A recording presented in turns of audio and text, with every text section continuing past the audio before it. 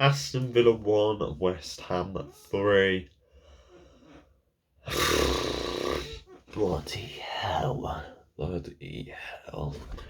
I don't really know what to say about that. It's just poor. So poor. Um, I honestly don't know why. Um, what was wrong tonight? I do have some reasons. First of all, that midfield, I've already said it. It's not good enough. I don't care what you say about McGinn for his 2 million foul he's done. In the past few games, he's not been good enough. Simply, he's not been good enough. For me, you don't sign Sanson, a Champions League experienced player who's been really highly rated from Marseille, to come in, sit on the bench, and only come on in the 80th minute. And admittedly, we did get the goal from it, even though really he didn't have any part to play in it. Why is McGinn playing? Why is he still being started when he's just not been good enough in the past year, this year so far, this season? He's just not been good enough right now, and he's not performing. Barkley, I understand with an injury, it's very understandable. He was the same with McGinn. I thought he started off one, eventually got his way up. Southampton, I thought he was actually really good, a much more better improvement. But ultimately, he was crap tonight, and I don't understand how he didn't get taken off earlier. Yeah.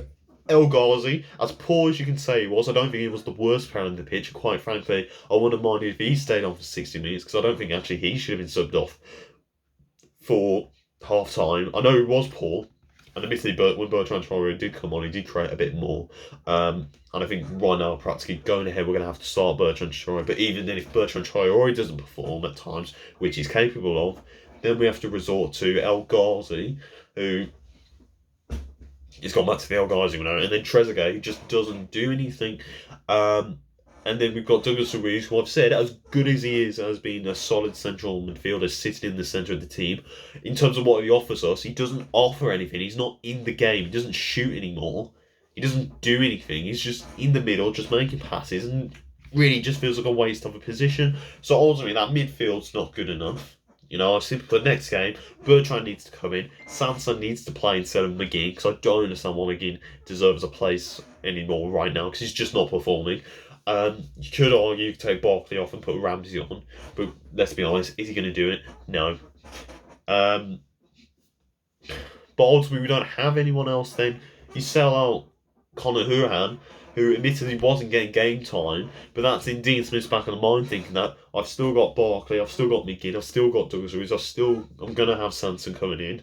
I've got Ramsey coming through. Ramsey isn't playing. Admittedly, he needs a long time out, because quite frankly, he's too young and not experienced enough to be playing. And it's actually saying, when poor form like this happens, this is what you're going to get. You're going to get results like this, and ultimately, we saw it tonight against West Ham.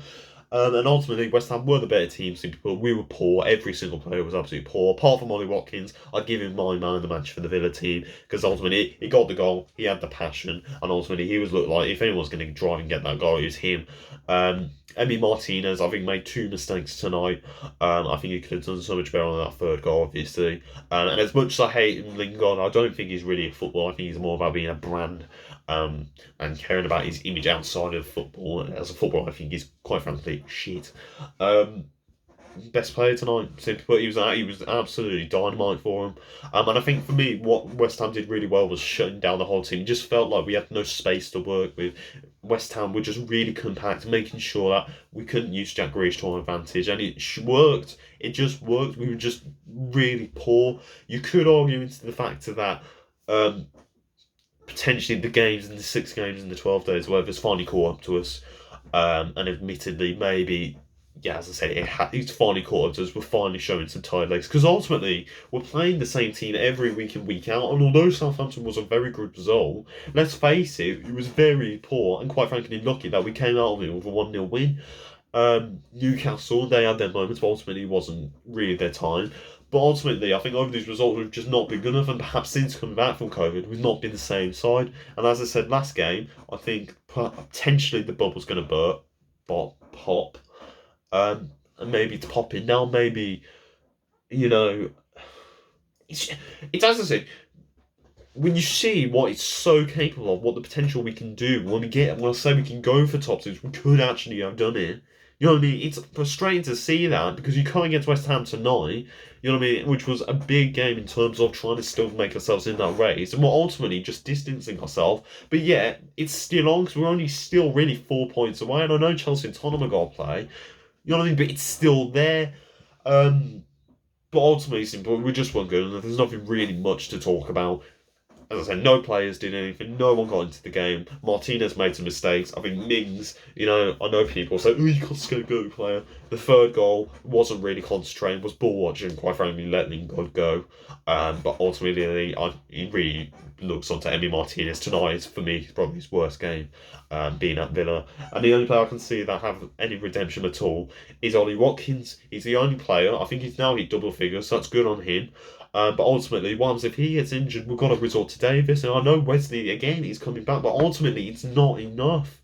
So in the summer, it's fine if you're going to sell out Conor Hourihane and the likes of Henry Lansby, but when you only bring in Morgan Sanson, you know what I mean, with the expectation that, Barkley and McGinn are still going to perform, they're not performing.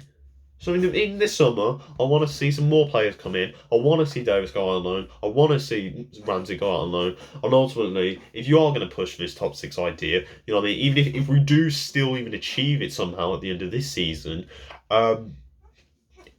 it's got to be better. It's got to have more in there. We need more depth on that bench. And ultimately, the wingers we have are not good enough. Apart from Troy, but even then, he doesn't perform at times. As a combination, it's just not good enough. And so I just don't know what to say tonight. It's just not good enough. We're going to Arsenal, who, strangely enough, I actually feel a little bit more confident than I did against West Ham, because Arsenal are a team that you can catch out of form. And I think, obviously, with the result against Wolves, there is a good possibility we could catch them out. But even still, it's going to be a tough game because they're player quality. But we'll have to wait and see. It will be the last game of the 6 in 12 days. So maybe after that, we can rest up a bit. Maybe that is what's been finally caught up to us. But ultimately, not good enough tonight. And there's simply no positives tonight. You don't sign Sanson to sit him on the bench. You sign him to play. I expect at Arsenal on Saturday, Sanson comes in, Traore comes in, and I expect a good kick up the arse in Traore, Barclay, and Douglas Luiz. Because quite frankly, if you're not offering anything, go. That's my instant reaction. There's nothing much else to say, is there? Please get us to 250 subscribers. Obviously, we're very close to hitting that target. But without further ado, I've been Ben. Up the Villa with a pride of Villa. We'll see you at Arsenal, boys.